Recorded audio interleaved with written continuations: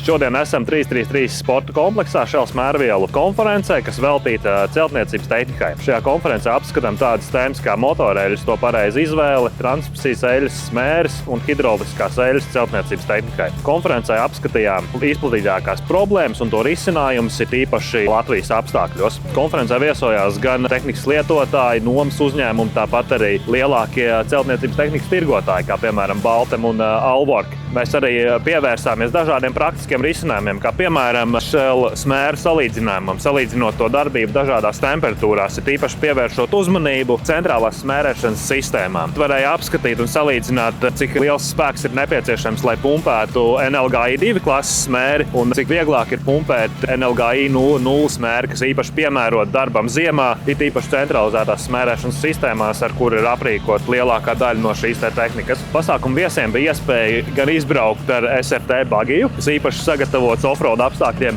izbraukt testa braucienos ar mūsu partneru automašīnām, kā piemēram Volkswagen Amarok, Foto un vienu no jaunākajiem automobīļiem Latvijas tirgu Cherry, tāpat arī KGM elektroauto un Volkswagen Touareg 333 trases offroad kalnā īstos bezceļa apstākļos.